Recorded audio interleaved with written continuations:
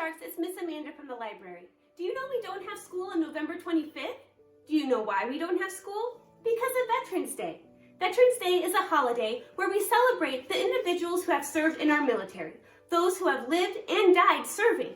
I hope you enjoy the book we've picked out explaining Veterans Day, America's White Table.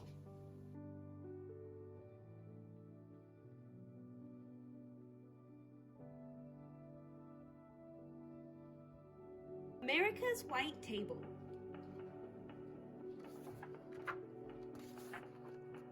Written by Margot, Theis, Raven, illustrated by Mike Benny.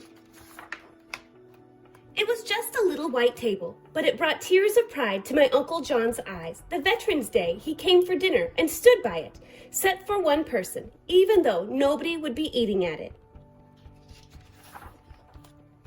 It was just a little white table, but earlier that day, Mama had told Gretchen, Samantha, and me the little white table we were setting for Veterans Day was just like the ones that had stood across America in the dining halls of the Army, Navy, Marine Corps, and Air Force since the Vietnam War ended. The tables honor the men and women who served in America's armed forces, especially those missing in action, our MIAs, and those held prisoner of war, our POWs. It was just a little white table, but it felt as big as America when we helped Mama put each item on it, and she told us why it was so important. We use a small table, girls, she explained first, to show one soldier's lonely battle against many. We cover it with a white cloth to honor a soldier's pure heart when he answers his country's call to duty. We place a lemon slice and grains of salt on the plate to show a captive soldier's bitter fate and the tears of families waiting for the loved one to return, she continued. We push an empty chair to the table for the missing soldiers who are not here. We lay a black napkin for the sorrow of captivity and turn over a glass for the meal that won't be eaten, she said. We place a white candle for peace and finally a red rose in a vase tied with a red ribbon for the hope that all our missing will return someday. Mama finished speaking just as sunlight spilled on the table and filled the overturned glass.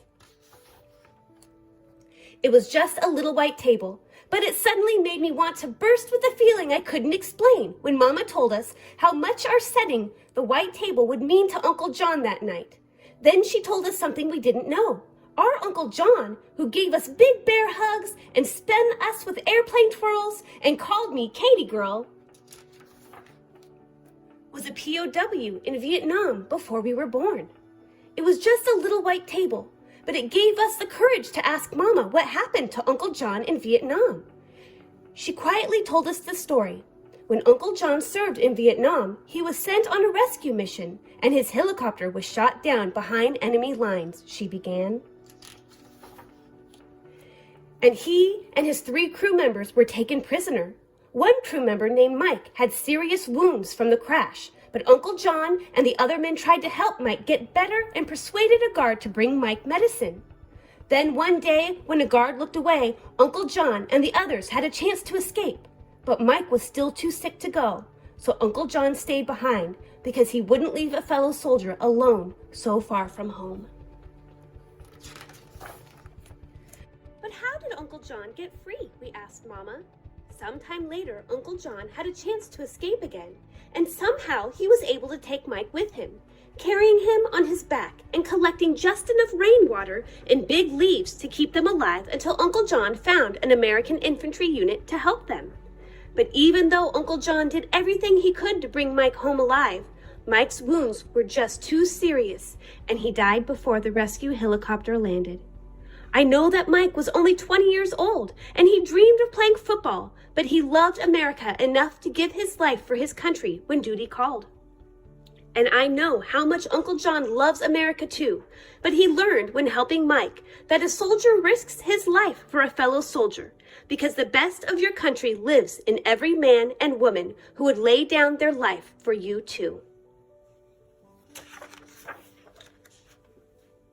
It was just a little white table, but it needed words of gratitude, like Mama's Thanksgiving meal. So before Uncle John arrived for dinner, Gretchen and Samantha and I decided to put 3 gifts of our own on the table to honor our veterans. Gretchen colored pictures of all the objects on the table, and Samantha wrote out the words of My Country 'Tis of Thee as a tribute in song. But I didn't know what I, a 10-year-old girl, could ever put on the table that was as important as each veteran's gift of freedom to me. It was just a little white table, but I looked at it all dinner long, and in the quiet inside me, I could almost hear the silent soldiers of the empty chair saying, "Remember us, please. We are real people like your Uncle John and Mike, who left families and friends, homes and dreams of our own to protect our birthright of liberty from disappearing as easily as sunlight from a glass." It was just a little white table, but it took my words away when I hugged Uncle John goodnight and wanted to thank him for serving our country so bravely. So I just hugged him even harder and told him I loved him.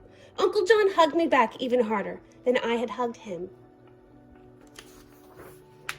And that's when I knew what I could put on the table.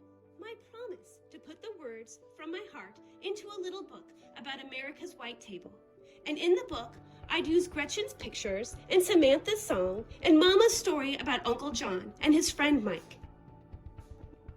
Because I hoped that everyone who read it would set a white table on Veterans Day too, so the brave Americans and the little table's honor won't feel forgotten by the country they love so much. Then in the salt on the little white table, I traced in the grains of the family's tears that each man and woman who served America is to me a hero. And that's when I saw the tears of pride filled my Uncle John's eyes.